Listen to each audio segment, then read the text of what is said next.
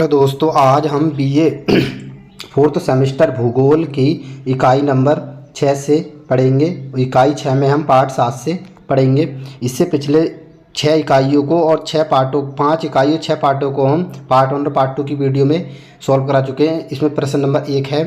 प्रश्न पार्ट 7 में हम पढ़ेंगे विश्व परिवहन के बारे में पढ़ेंगे। तो इसमें पहला प्रश्न है, विश्व का सबसे लंबा रेल मार्ग कौन सा है? तो इसका सही जवाब होगा ऑप्शन नंबर आ, ट्रांस साइबेरियन रेल मार्ग। प्रश्न नंबर 2 है, एशिया एवं यूरोप के बीच सबसे कम दूरी का जलमार्ग है? तो इसका सही जवाब होगा ऑप्शन नंबर सा, सुएज नहर मार्ग।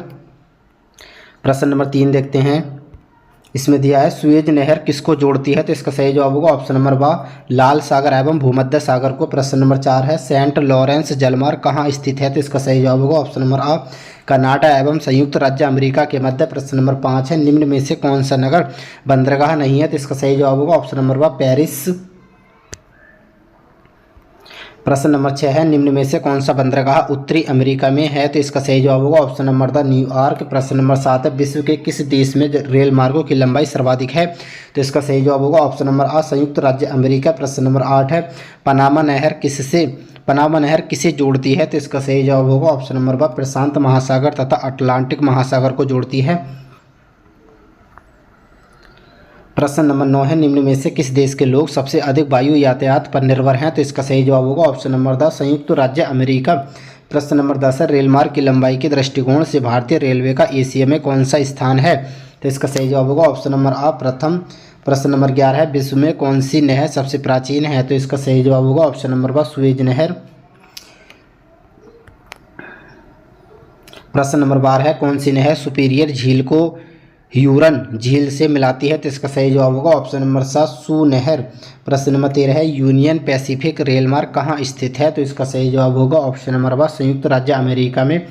प्रश्न नंबर 14 है, ईरी तथा ओंटेरियो झीलों को मिलाने वाली नहर है? तो इसका सही जवाब होगा ऑप्शन नंबर आ, वेलेंट नहर। प्रश्न नंबर 15 है, निम्नलिखित नदियों में से किसे यूरोप के व्यापार की जीवन रेखा कहा जाता है? इसका सही जवाब होगा ऑप्शन नंबर आ, राइन को। प्रश्न नंबर 16 है, समय तथा दूरी बढ़ाने पर अभिगम्यता, इसका सही जवाब होगा ऑप्शन नंबर आ, घटती है। प्रश्न नंबर 17 है, परिवहन जाल संरचना के विश्लेषण के लिए निम्नलिखित में से कौन सा सूचकांक एक आनुपातिक माप है? तो इसका सही जवाब होगा ऑप्शन नंबर द, अभिगम्यता सूचकांक। प्रश्न नंबर 18 है, शिकागो सैन फ्रांसिस्को को कौन सा रेल मार्ग मिलाता है? तो इसका सही जवाब होगा ऑप्शन नंबर सा, यूनियन पैसिफिक रेल मार्ग। प्रश्न नंबर 19 है, कैनेडियन नेशनल रेल मार्ग का विस्तार है? तो इसका सही जवाब होगा ऑप्शन नंबर बा, हैलिफैक्स से वैंकूवर तक। प्रश्न नंबर 20 है, परिवहन जल की किस संयोजकता में अंतिम केंद्र अधिक होता है? तो इसका सही जवाब होगा ऑप्शन नंबर बा, परिपथ संयोजकता में। प्रश्न नंबर 21 है, विश्व का सर्वाधिक व्यस्त समुद्री जलमार्ग है? तो इसका सही जवाब होगा ऑप्शन नंबर सा, उत्तरी अटलांटिक महासागर। प्रश्न नंबर 22 है, ट्रांस साइबेरियन रेल मार्ग की लंबाई कितनी है? तो इसका सही जवाब होगा ऑप्शन नंबर सा, 9560 किलोमीटर।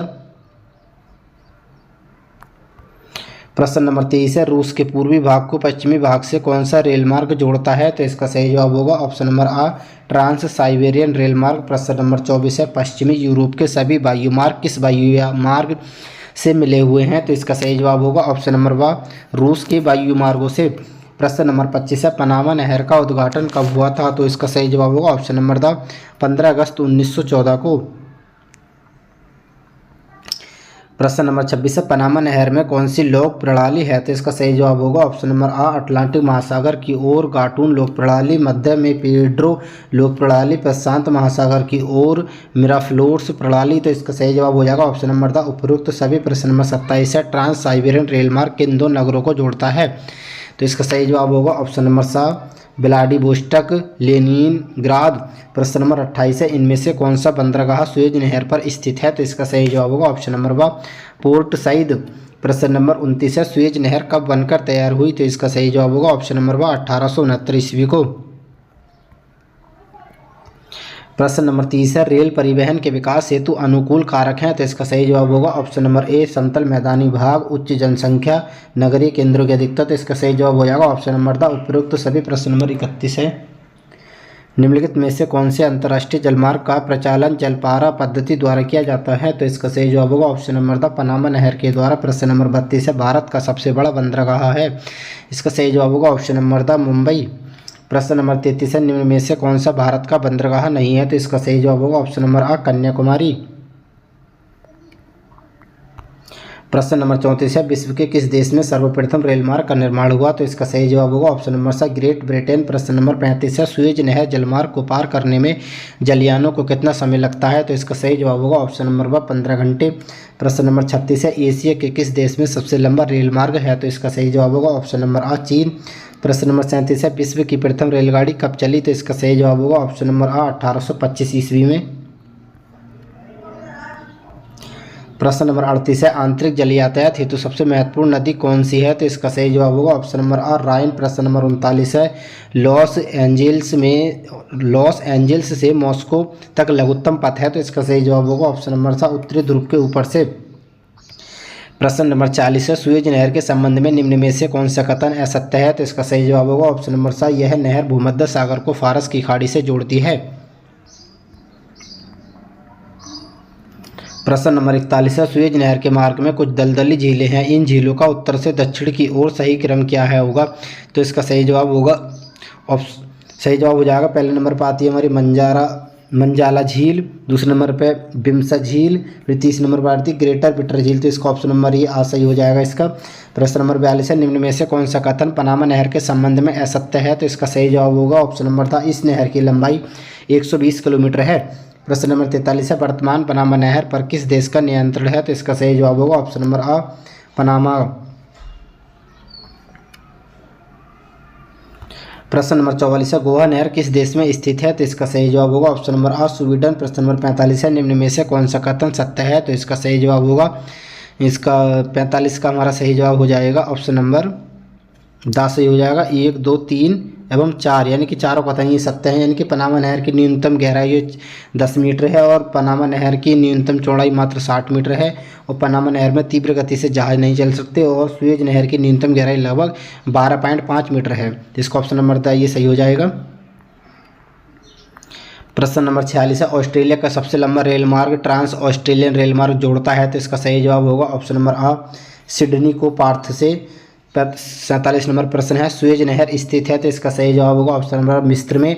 प्रश्न नंबर 48 है, सुएज नहर की लंबाई है। तो इसका सही जवाब होगा ऑप्शन नंबर 169 किलोमीटर। प्रश्न नंबर 69 है, पोर्ट सईद बंदरगाह सुएज नहर के किस सिरे पर स्थित है? तो इसका सही जवाब होगा ऑप्शन नंबर आ उत्तरी सिरे पर स्थित है। प्रश्न नंबर 50 है, सुएज नहर की अधिकतम चौड़ाई है। तो इसका सही जवाब होगा ऑप्शन नंबर 365 मीटर। प्रश्न नंबर 51 है, फर्डिनेंड डी लेसेप्स ने किस नहर का निर्माण करवाया? तो इसका सही जवाब होगा ऑप्शन नंबर 10 सुएज नहर का। प्रश्न नंबर 52 है, सुएज नहर की औसत गहराई है। तो इसका सही जवाब होगा ऑप्शन नंबर 16.15 मीटर। प्रश्न नंबर 53 है, तिम्सा झील किस नहर के मध्य में स्थित है? तो इसका सही जवाब होगा ऑप्शन नंबर सुएज नहर के। प्रश्न नंबर 54 है, सुएज पतन स्थित है। तो इसका सही जवाब होगा ऑप्शन नंबर आ लाल सागर में। प्रश्न नंबर 15 है, सुएज नहर में जलयान चलते हैं। तो इसका सही जवाब होगा 12 से 15 किलोमीटर प्रति घंटा। प्रश्न नंबर 56 है, वर्तमान में सुएज नहर पर पूर्ण अधिकार है। तो इसका सही जवाब होगा ऑप्शन नंबर मिस्र का। प्रश्न नंबर 57 है, पोर्ट सईद पत्तन स्थित है। तो इसका सही जवाब होगा ऑप्शन नंबर सा भूमध्य सागर में। प्रश्न नंबर 58 है, उपनिवेश काल में ब्रिटिश साम्राज्य की जीवन रेखा कहलाती थी। तो इसका सही जवाब होगा ऑप्शन नंबर 1 सुएज नहर। प्रश्न नंबर 59 है, सुएज नहर के निर्माण में खर्च हुए लगभग। इसका सही जवाब होगा ऑप्शन नंबर 180 लाख पाउंड। प्रश्न नंबर 60 है, जिब्राल्टर बंदरगाह स्थित है। तो इसका सही जवाब होगा ऑप्शन नंबर आ सुएज नहर पर। प्रश्न नंबर 61 है, सुएज नहर पर कर लगाने का अधिकार है। तो इसका सही जवाब होगा ऑप्शन नंबर मिस्र को। प्रश्न नंबर 62 है, 1888 ईस्वी में किस नहर के संबंध में निश्चय किया गया कि वह परिस्थिति में खुली रहेगी? तो इसका सही जवाब होगा ऑप्शन नंबर 10 सुएज नहर। प्रश्न नंबर 63 है, मंजाला झील स्थित है। तो इसका सही जवाब होगा ऑप्शन नंबर 1 सुएज नहर में। प्रश्न नंबर 64 है, सुएज नहर के पूर्व में स्थित है। तो इसका सही जवाब होगा ऑप्शन नंबर आ सिनाई प्रायद्वीप। प्रश्न नंबर 65 है, तिम्सा झील स्थित है। तो इसका सही जवाब होगा ऑप्शन नंबर आ सुएज नहर में। प्रश्न नंबर 66 है, सुएज नहर सर्वाधिक महत्वपूर्ण है, तो इसका सही जवाब होगा ऑप्शन नंबर द एशिया महाद्वीप के लिए। प्रश्न नंबर 67 है, चार्ल्स लैम्प्रे संबंधित है, तो इसका सही जवाब होगा ऑप्शन नंबर ब सुएज नहर से। प्रश्न नंबर 68 है, सुएज नहर से प्रतिदिन कितने जलयान जा सकते हैं, तो इसका सही जवाब होगा ऑप्शन नंबर 24। प्रश्न नंबर 69 है, एशिया और अफ्रीका को पृथक करती है, तो इसका सही जवाब होगा ऑप्शन नंबर ब सुएज नहर। प्रश्न नंबर 17, सुएज नहर से सर्वाधिक लाभ प्राप्त करने वाले देश हैं, तो इसका सही जवाब होगा ऑप्शन नंबर आ मिस्र है और सऊदी अरब यमन भी है। प्रश्न नंबर 71 है, भारत को पश्चिमी यूरोप से जोड़ने वाला लघु मार्ग गुजरता है, तो इसका सही जवाब होगा ऑप्शन नंबर ब सुएज नहर से। प्रश्न नंबर 72 है, रेल मार्गों की लंबाई की दृष्टि से भारत का विश्व में स्थान है, तो इसका सही जवाब होगा ऑप्शन नंबर ब द्वितीय। प्रश्न नंबर 73 है, भारत में प्रथम रेल मार्ग बिछाया गया था, तो इसका सही जवाब होगा ऑप्शन नंबर ब बम्बई से ठाणे तक। प्रश्न नंबर 74 है, निम्न में से कौन सा भारत का बंदरगाह नहीं है, तो इसका सही जवाब होगा ऑप्शन नंबर अंडमान। प्रश्न नंबर 75 है, भारत के किस बंदरगाह पर सर्वाधिक जहाज आते हैं, तो इसका सही जवाब होगा ऑप्शन नंबर आ मुंबई। प्रश्न नंबर 76 है, भारत का सबसे लंबा रेल मार्ग है, तो इसका सही जवाब होगा option number the Dibrugarh Kanyakumari. प्रश्न नंबर 77 है, भारत का सबसे गहरा बंदरगाह है, तो इसका सही जवाब होगा ऑप्शन नंबर स विशाखापट्टनम। प्रश्न नंबर 78 है, निम्नलिखित में से कौन सा रेल मार्ग यूरोप के 8 देशों से होकर गुजरता है, तो इसका सही जवाब होगा ऑप्शन नंबर सा ओरिएंट एक्सप्रेस रेल मार्ग। प्रश्न नंबर 79 है, दक्षिण एशिया का सबसे बड़ा मालवाहक बंदरगाह है, तो इसका सही जवाब होगा ऑप्शन नंबर द मुंबई। प्रश्न नंबर 80 है, निम्नलिखित में से कौन सा बंदरगाह उत्तरी अटलांटिक जलमार्ग का बंदरगाह नहीं है, तो इसका सही जवाब होगा ऑप्शन नंबर द वैंकूवर। प्रश्न नंबर 81 है, निम्नलिखित में से कौन सा बंदरगाह हिंद महासागर का नहीं है, तो इसका सही जवाब होगा ऑप्शन नंबर आ ब्यूनस आयर्स। प्रश्न नंबर 82, विश्व में कौन सा देश सामुद्रिक परिवहन द्वारा सर्वाधिक माल ढोता है, तो इसका सही जवाब होगा ऑप्शन नंबर व संयुक्त राज्य अमेरिका। प्रश्न नंबर 83 है, निम्नलिखित में से कौन सा पत्तन नगर नहीं है, तो इसका सही जवाब होगा ऑप्शन नंबर व कैनबरा।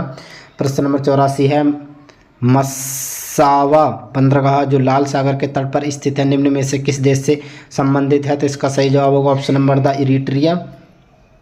प्रश्न नंबर 85, अफ्रीका के भूमध्य सागरीय तट पर कौन सा बंदरगाह स्थित है, तो इसका सही जवाब होगा ऑप्शन नंबर ब सिकंदरिया। प्रश्न नंबर 86 है, सुएज नहर का निर्माण कार्य कब आरंभ हुआ था, तो इसका सही जवाब होगा ऑप्शन नंबर 1859 ईस्वी में। प्रश्न नंबर 87 है, सुएज नहर का निर्माण किस देश ने भूमध्य सागर तथा लाल सागर को मिलाने के लिए किया, तो इसका सही जवाब होगा ऑप्शन नंबर आ मिस्र का। प्रश्न नंबर 88, सुएज नहर बन जाने से सबसे अधिक लाभ निम्नलिखित में से किस देश को हुआ, तो इसका सही जवाब होगा ऑप्शन नंबर आ ग्रेट ब्रिटेन को। प्रश्न नंबर 89 है, ट्रांस साइबेरियन रेल मार्ग से विश्व के किस देश को सर्वाधिक लाभ हुआ, तो इसका सही जवाब होगा ऑप्शन नंबर सा रूस को। प्रश्न नंबर 90 है, ट्रांस साइबेरियन रेल मार्ग का निर्माण कार्य कब प्रारंभ हुआ, तो इसका सही जवाब होगा ऑप्शन नंबर 1891 ईस्वी में। प्रश्न नंबर 91 है, केप कायरा रेल मार्ग कहाँ स्थित है, तो इसका सही जवाब होगा ऑप्शन नंबर सा अफ्रीका में। प्रश्न नंबर 92 है, केप कायरा रेल मार्ग किन दो नगरों को जोड़ता है, तो इसका सही जवाब होगा ऑप्शन नंबर आ केप टाउन काहिरा को। प्रश्न नंबर 93 है, ओरिएंट एक्सप्रेस रेल मार्ग कितने देशों की राजधानियों से गुजरता है, तो इसका सही जवाब होगा ऑप्शन नंबर ब 6। प्रश्न नंबर 94, ओरिएंट एक्सप्रेस रेल मार्ग पर कौन सा नगर नहीं पड़ता है, तो इसका सही जवाब होगा ऑप्शन नंबर द न्यूयॉर्क। प्रश्न नंबर 95, ट्रांस एंडियन रेल मार्ग कहाँ स्थित है, तो इसका सही जवाब होगा ऑप्शन नंबर ब दक्षिणी अमेरिका। प्रश्न नंबर 96 है, ट्रांस इंडियन रेल मार्ग की लंबाई कितनी है, तो इसका सही जवाब होगा ऑप्शन नंबर आ 1440 किलोमीटर।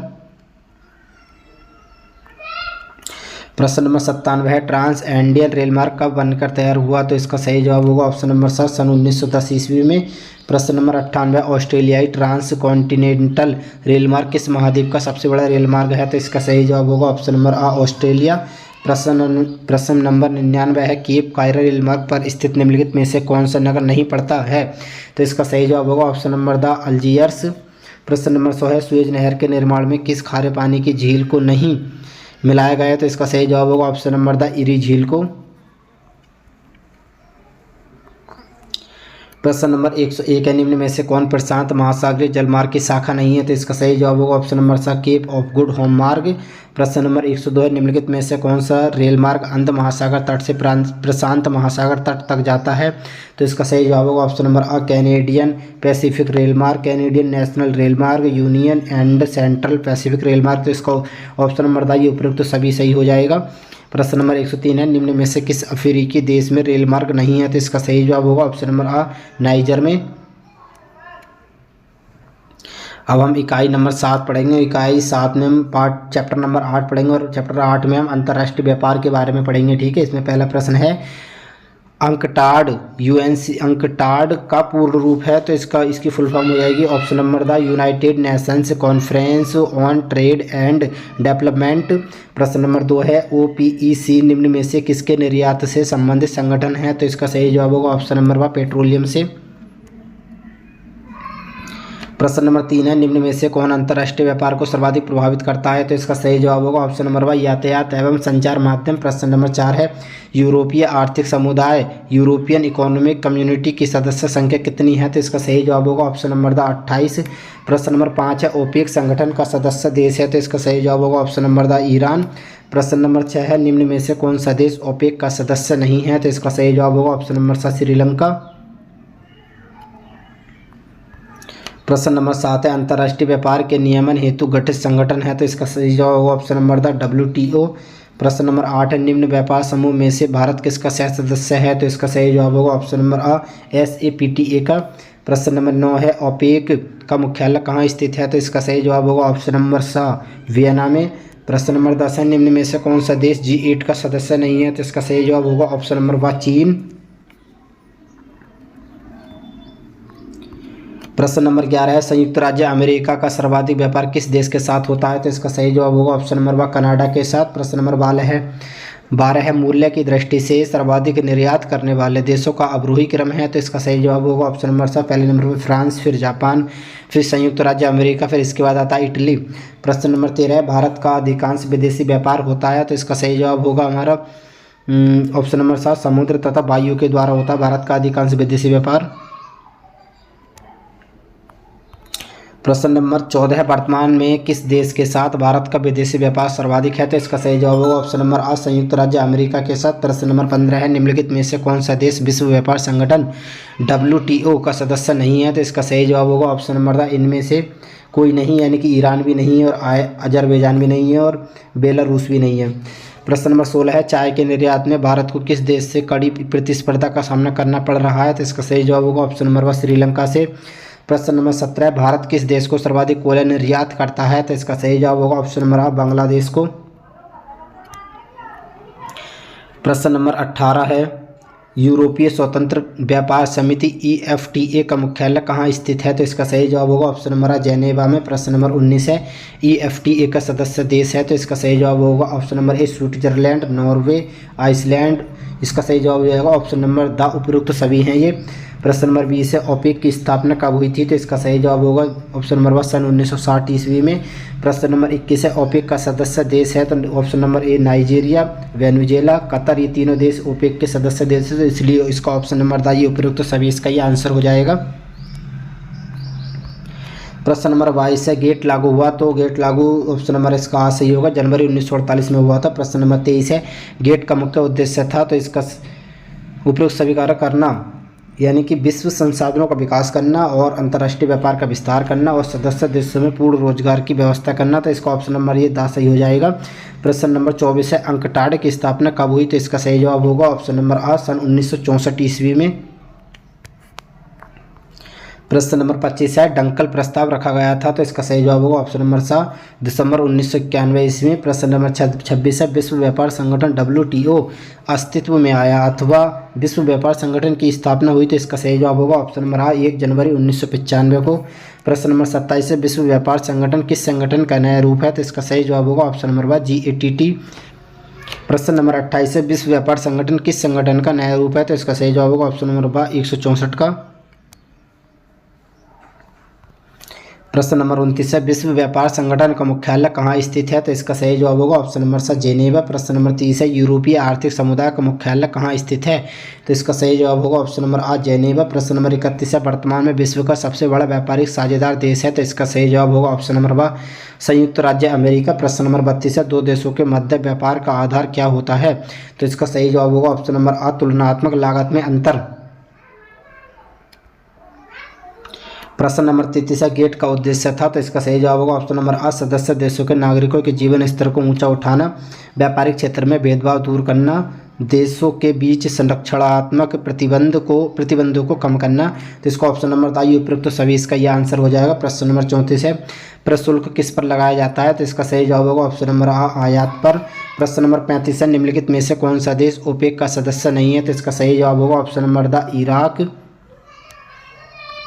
प्रश्न नंबर 36 है, विश्व के किस देश से होने वाले निर्यात में वस्तुओं की सबसे अधिक विविधता है, तो इसका सही जवाब होगा ऑप्शन नंबर सा जर्मनी। प्रश्न नंबर 37 है, निम्न में से कौन सा देश खनिज तेल का निर्यातक नहीं है, तो इसका सही जवाब होगा ऑप्शन नंबर द इंग्लैंड। प्रश्न नंबर 38 है, भारतीय कॉफ़ी का सबसे बड़ा आयातक है, तो इसका सही जवाब होगा ऑप्शन नंबर द इटली। प्रश्न नंबर 39 है, भारत निम्नलिखित में से किस वस्तु का निर्यात नहीं करता है, तो इसका सही जवाब होगा ऑप्शन नंबर द पेट्रोलियम का। प्रश्न नंबर 40 है, दो देशों के मध्य व्यापार कहलाता है, तो इसका सही जवाब होगा ऑप्शन नंबर द अंतर्राष्ट्रीय व्यापार। प्रश्न नंबर 41 है, यूरोपीय आर्थिक समुदाय की स्थापना हुई थी, तो इसका सही जवाब होगा ऑप्शन नंबर 1 जनवरी 1958 ईस्वी को। प्रश्न नंबर 42 है, यूरोपीय आर्थिक समुदाय में निम्नलिखित में से कौन सा संगठन सम्मिलित है, तो इसका सही जवाब होगा ऑप्शन नंबर आ, यूरोपीय कोयला व इस्पात समुदाय ECSC, यूरोपीय साझा बाजार समुदाय EEC, यूरोपीय समुदाय आणविक ऊर्जा समुदाय ETEC। इसका सही जवाब हो जाएगा ऑप्शन नंबर द उपयुक्त तीनों सही। प्रश्न नंबर 43 है, यूरोपीय स्वतंत्र व्यापार समिति EFTA की स्थापना की गई थी, तो इसका सही जवाब होगा ऑप्शन नंबर आ, 18 अप्रैल 1951 ईस्वी को। प्रश्न नंबर 44 है, निम्नलिखित में से कौन सा देश यूरोपीय स्वतंत्र व्यापार समिति का सदस्य नहीं है, तो इसका सही जवाब होगा ऑप्शन नंबर सा जर्मनी। प्रश्न नंबर 45 है, निम्न में से किन वस्तु के निर्यात से भारत को सर्वाधिक शुद्ध विदेशी मुद्रा प्राप्त होती है, तो इसका सही जवाब होगा ऑप्शन नंबर आ, वस्त्र एवं सिले सिलाई वस्त्र। प्रश्न नंबर 46 है, भारत के निर्यातों में सर्वाधिक मूल्य किस वस्तु समूह का है, तो इसका सही जवाब होगा ऑप्शन नंबर सा विनिर्मात सामान का।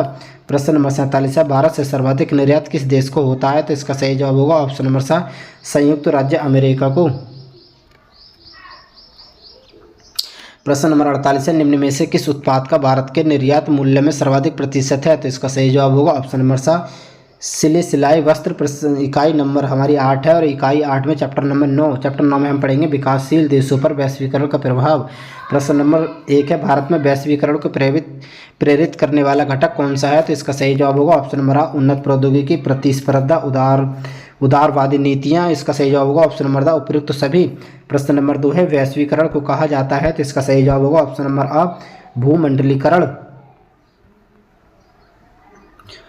प्रश्न नंबर 3 है, वैश्वीकरण की प्रमुख विशेषता है, तो इसका सही जवाब होगा ऑप्शन नंबर आ, वस्तुओं का मुक्त प्रवाह, पूंजी का मुक्त प्रवाह, प्रौद्योगिकी का मुक्त प्रवाह। इसका सही जवाब हो जाएगा ऑप्शन नंबर द उपयुक्त सभी। प्रश्न नंबर 4 है, वैश्वीकरण को प्रोत्साहित करने वाला कारक है, तो इसका सही जवाब होगा ऑप्शन नंबर आ, प्रतिस्पर्धा, उदारवादी नीतियाँ, विकासशील अर्थव्यवस्था के अनुभव। तो इसका सही जवाब हो जाएगा ऑप्शन नंबर द उपयुक्त सभी। प्रश्न नंबर 5 है, व्यापार पूंजी, तकनीक एवं सूचना के प्रवाह से प्रोत्साहन मिलता है, तो इसका सही जवाब होगा ऑप्शन नंबर ब, वैश्वीकरण को। प्रश्न नंबर 6 है, भारत में वैश्वीकरण की प्रक्रिया कब प्रारंभ हुई, तो इसका सही जवाब होगा ऑप्शन नंबर ब, सन 1991 में। प्रश्न नंबर 7 है, नई आर्थिक नीति के घटक हैं, तो इसका सही जवाब होगा ऑप्शन नंबर द, उदारीकरण, निजीकरण एवं वैश्वीकरण। प्रश्न नंबर 8 है, नई आर्थिक नीति के अंतर्गत किसे सम्मिलित किया गया है, तो इसका सही जवाब होगा ऑप्शन नंबर सा वैश्वीकरण को। प्रश्न नंबर 9 है, निम्न में से कौन वैश्वीकरण के जनक के रूप में जाने जाते हैं, तो इसका सही जवाब होगा ऑप्शन नंबर आ, रोलैंड रॉबर्टसन। प्रश्न नंबर 10 है, वह कौन सी प्रक्रिया है जो विश्व स्तर पर तकनीकी के निर्बाध आवागमन पर बल देती है, तो इसका सही जवाब होगा ऑप्शन नंबर सा वैश्वीकरण।